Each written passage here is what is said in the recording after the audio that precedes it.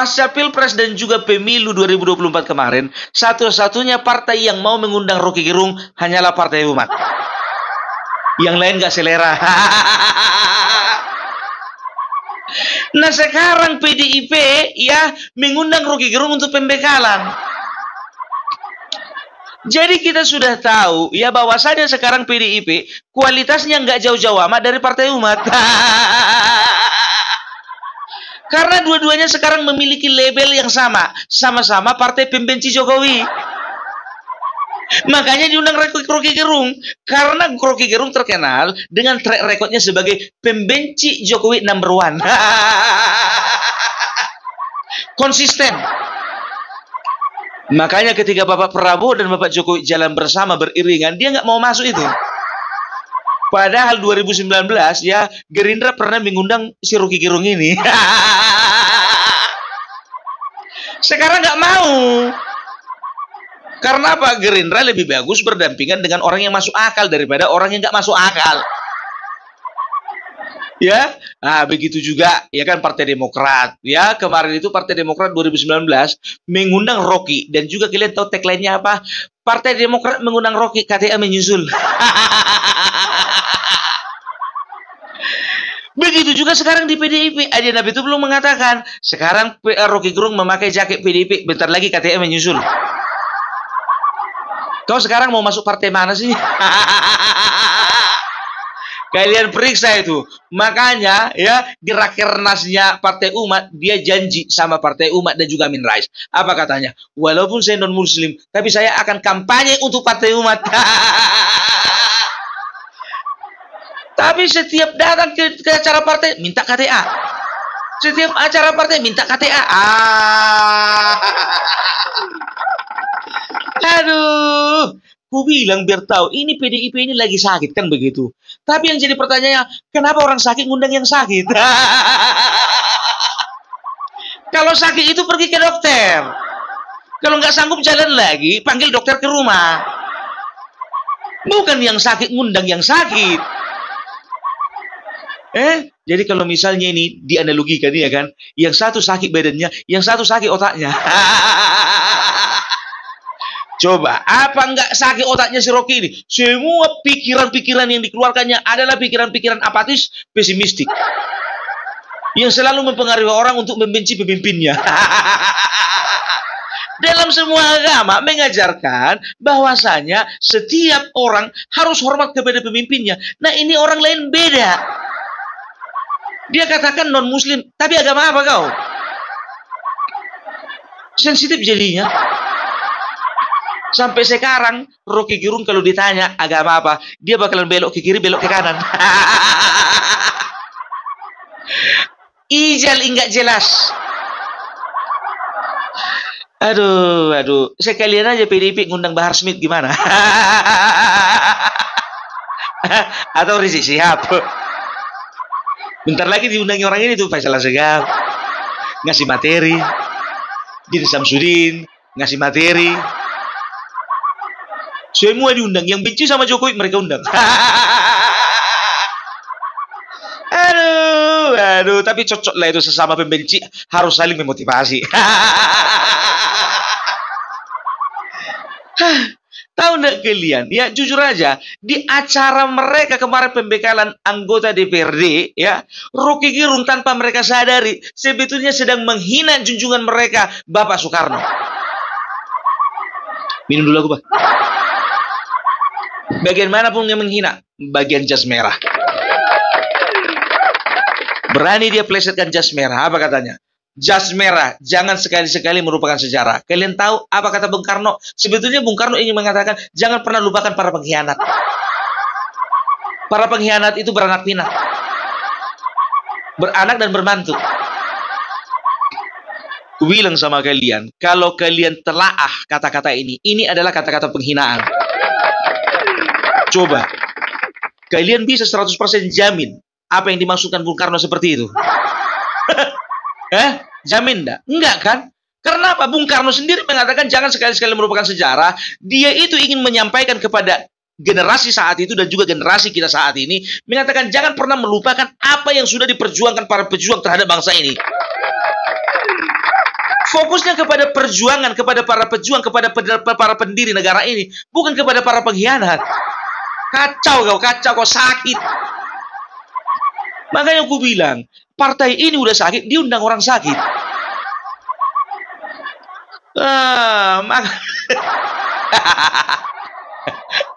Tapi jujur aja aku bilang, Rocky Gerung ini, ya kan sebetulnya datang ke acara itu, sebetulnya dia sekalian cari panggung. Masalahnya, dia cari panggung di partai yang sudah mulai kehilangan panggung. Kalau cari panggung itu partai-partai yang mau yang naik daun lah. Gerindra, Demokrat lagi naik daun itu.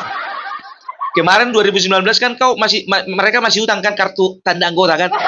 Kau tagih ke sana. Ini malah kau minta KTA sama PDIP. Yang naik daun PKB, Golkar pun pernah juga ngundang kawan ini biar tahu kalian 2024 kemarin. Cuman bukan dalam rangka hal politik, tapi penerbitan buku. Kawan ini hebat, betul. Kawan ini betul-betul bisa dikatakan encer otaknya. Tapi setiap orang itu, ya dia itu punya skill, punya kemampuan di bidangnya. Nah ini bidang yang bukan bidang dia dicampuri. Bidang dia itu filosofi. Bidang dia itu masalah antropologi, bidang dia itu sejarah, kan gitu. Itu aja didalaminya, aku yakin orang-orang bakalan banyak yang simpati sama dia. Nah ketika dia sudah masuk ranah politik, dirusaknya pula politik. Dengan kata-katanya, aku bilang sama kalian, kalau bicara tentang kata-kata, ya kata-katanya ini selalu memplesetkan kata-kata yang sudah ada. Dan dia selalu menciptakan kata-kata yang belum pernah ada. Makanya seolah-olah hebat. Makanya, aduh, jujur aja aku bilang, itu untung aja ya PDIP mengundang si Rocky Gerung ini ke acara pembekalan. Kalau sempat ke acara jejak dengar pendapat dengan masyarakat biasa, apa yang mau disampaikan? Padahal partai PDIP partai wong cilik. Aduh, gerung. Aduh, nanti kusulkan dulu Rocky Gerung ini biar dapat marga Sitorus biar sama kayak aku, bah. Iya, bukannya apa, iya kan perlu ditatar orang ini. Kalau dia belum marga Sitorus kayak aku, kayak mana aku mau menatarnya? Tapi kalau sudah jadi masuk dia marga Sitorus contohnya, ya kan bisa lawat tatar ya kan. Datanglah marga Sitorus semuanya. Mama. Jangan kau bawa itu ke sini. Rusak kau. Iyalah kalau kayak gitulah, nggak usah lah kalau kayak gitu. Aduh, iya makanya gue bilang ya. Tapi orang-orang PDIP ini nggak sadar kalau mereka itu sedang dipermainkan Rocky Gerung. Coba ya, prinsip yang dipegang Bapak Soekarno yang merupakan menjadi sebuah isme di dalam partai mereka dirusak oleh Rocky Gerung yang mengatakan bahwa jas merah itu diplesetkan supaya Bapak Soekarno mengingatkan kita supaya kita jangan lupa dengan para pengkhianat. Kan ini adalah penghinaan sebetulnya, ya. Coba kalau Rocky Gerung, ya, menyampaikan hal itu di luar acaranya PDIP, udah dituntut itu. Aduh. Tapi kita udah lihat ya, arah dan tujuannya kemana. Tapi nggak tahu juga yang mau nyapresnya ke 2029. Atau PDIP sudah kehilangan pamor? Udah kehilangan tokoh? Oh enggak lah, ini kan cuma pembekalan. Ya kalau pembekalan lihatlah orangnya. Aduh, tahu enggak kalian? Jujur aja aku bilang, ini ya kalau aku katakan, ketika PDIP mengundang Rocky Gerung, PDIP sedang menunjukkan keputusasaannya. Putus asa mereka. Karena apa? Karena mereka sudah menghantam Jokowi dari segala arah, dari segala sudut. Tapi seolah-olah nggak berhasil gitu loh. Hasto menghantam kena hantam. Dia di situ terus mau menghantam. Si Hasto udah terlanjur kena hantam. Iya kan? Adian Napi Tubulu mau menghantam. Ternyata sudah ada lobby. Ya terpaksa mereka menggunakan tangan dan mulut orang lain. Kemarin begitu Hasto ditetapkan jadi tersangka, tiba-tiba yang namanya Ray Rangkuti melaporkan Jokowi dan keluarganya ke KPK. Coba menggunakan tangan orang lain. Jangan fitnah kau Opung. Mungkin saja itu mungkin saja itu adalah kehendak dari mereka, bukan dari orang PDIP yang nyuruh. Begitu juga GMNI, Gerakan Mahasiswa Nasional Indonesia, mendesak supaya KPK juga memeriksa Bapak Jokowi. GMNI itu salah satu organisasi mahasiswa yang terafiliasi dekat dengan PDIP. Banyak caleg-caleg dan juga ya orang-orang di PDIP itu alumni dari GMNI atau masih di GMNI. Mau tahu kalian siapa-siapa orangnya? Ya kalian cari sendirilah. Aduh, tahu enggak kalian? Jujur aja aku bilang ya, ketika aku menyebarkan ya berita-berita seperti ini, ya, ini kan menurut pengalamanku dan juga pemahamanku ya, datang orang-orang itu, semuanya mengatakan, oh dasar kau ternak Mulyono, dasar kau itu betullah ini memang buzzer, Mulyono masih hidup ya katanya kan. Ada yang satu lagi mengancam, jangan tutup akunmu ya, jangan tutup. Aku sampaikan sama kalian yang komentar di kolom komentar yang mengancam-ngancam Opung Parbella, ya kan? Akun kalian aja akun bodong. Gak mau sebetulnya aku menanggapi di video ini karena aku juga gak mau balas komentar kalian. Akun bodong. Kalau jantan kalian pakai akun asli. Di TikTok pun begitu biar tahu kalian ya. Setiap orang ya yang mengatakan aku ya ternak Mulyono, buzzer segala macam, ku undanglah untuk live bersama. Nggak ada yang mau naik. Aku bilang sama kalian, kalau SDM kalian masih rendah, nggak usah komentar. Komentar kalian itu pun komentar-komentar yang nggak berbobot. Bikin dulu komentar kalian itu berbobot. Kalau kalian mau menyanggah apa yang dikatakan Opung Parbella itu, ya kan? Coba dulu bikin sanggahan-sanggahan yang berbobot. Kasihan habis kuota kalian tonton Opung Parbella untuk mencari kesalahan Opung Parbella. Habis itu kalian komentar negatif. Lebih bagus kalian skip aja. Tapi komentar kalian nggak berbobot. Nggak usah kalau kalian mau cek contohnya komentar-komentar nggak berbobot, kalian tengok aja di video-video sebelumnya. Aduh. Kalian ya kalian dukung partai nggak berbobot, makanya nggak menang kalian. Ya, jadi coba bayangkan kalian ya. Sekarang begini ya, PDIP sedang putus asa ya. Apapun usaha yang mereka lancarkan, sekarang begini, kalian perhatikan dulu ya. Satu-satunya ya kelompok yang getol menyerang Jokowi cuma kelompok 16% ini aja. Kemarin kelompok RW 26. Sekarang itu lucu biar tahu kalian ya. Ada diksi ada istilah-istilah ya. Kalau kelompok 16% itu RT 16. Kelompoknya anak Aba itu 24% RW 24. Ya, jadi sekarang itu yang paling ribut itu kelompok RT 16. RW 24 mereka sudah sadari bahwasanya apa lagi yang mau diperjuangkan, ya kan? Sedangkan orang yang diperjuangkan juga nggak kelihatan batang hidungnya. Iya kan? Nggak jelas masa depannya. Karena apa? Udah mulai bercengkerama, bersendagurau dan bermesra-mesraan dengan Ahok. Ya makanya aku bilang, sedangkan mereka bisa dikatakan ya tahun 2017 mereka adalah pembenci utama dari si Ahok. Itu dia ya, kaum mana lagi? Kaum yang mengatakan bahwasanya mereka adalah tokoh-tokoh masyarakat, kaum akademis dan juga tokoh perubahan. Seperti Faisal Assegaf, nggak kelihatan lagi kan? Din Samsudin nggak nongol juga. Iya kan? Yang paling konsisten paling sekarang Refli Harun. Dan juga Said Didu, walaupun Said Didu dan Refli Harun dan lain-lainnya itu nggak terlalu sering bergabung lagi. Karena mungkin Refli Harun nggak pengen kelihatan bodoh, ikutan nyemplung ke dalam laut. Aduh, sekarang ku ajak dulu kalian berpikir untuk objektif ya.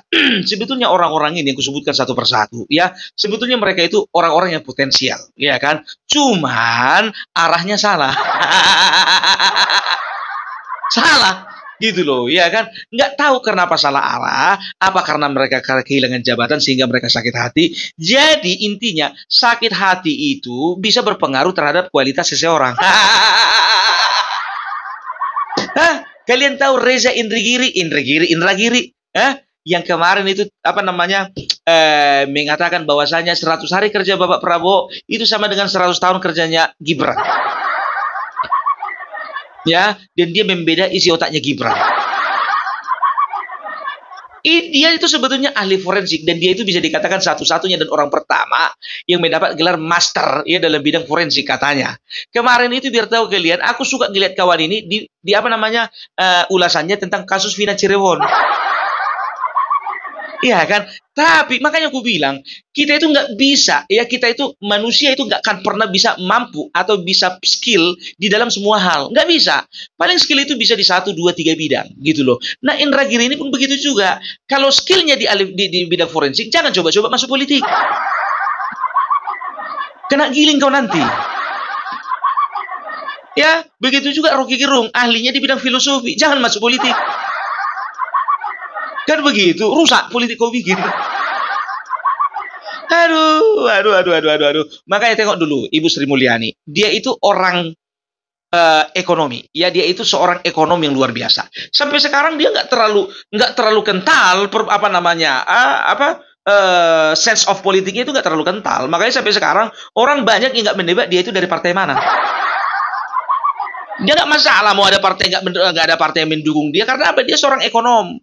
Ahli ekonomi, ya makanya sampai sekarang bisa dikatakan dia salah satu ahli ekonomi yang kualitasnya number 1 di Indonesia. Konsisten dia di bidang itu. Nah kalau misalnya orang, ya kalau sudah mulai tercampur baur dengan yang namanya politik, bisa hancur. Reza, aduh, nggak bisa kau bilang kayak gitu, Bung. Ya banyak ahli hukum, ya yang terjun ke dunia politik. Nah, sekarang begini, hukum, undang-undang, itu semuanya produk politik. Kan begitu. Tapi tidak ada yang namanya filosofi itu produk politik. Kalau beririsan, bersinggungan, iya. Oke lah, Rocky Gerung. Reza, Indra Giri, ahli forensik. Aduh, makin banyak ya pembenci Jokowi ya. Tapi tahu enggak kalian, makin banyak orang yang membenci Jokowi, Bapak Jokowi itu makin mulia. Itu dia. Nah sekarang visi misi kalian itu ya untuk memisahkan antara Bapak Jokowi dengan Bapak Prabowo. Mana bisa? Bapak Prabowo juga menyadari bahwasanya kekuatan bangsa ini ada di rakyatnya. Dan rakyat sekarang mayoritas masih cinta dengan Bapak Jokowi. Kalian kiranya ketika masyarakat berbondong-bondong datang ke rumah Bapak Jokowi, itu nggak dimonitor sama Bapak Prabowo? Dan Bapak Prabowo mengatakan dalam hati, ternyata aku nggak salah pilih Besti. Makanya sampai sekarang dia selalu menghindari pertemuan dengan Megawati. Karena dia harus pastikan, harus menjaga perasaan Besti. Ya iya dong. Makanya ulang tahun Megawati kemarin dia cuma kirim apa? Anggrek. Nggak mau jumpa. Ya, karena apa? Antisipasi. Karena apa? Lebih banyak rakyat ya yang bersuara. Jangan sampai Prabowo ketemu Megawati. Walaupun kami percaya bahwasanya nggak akan terjadi apa-apa.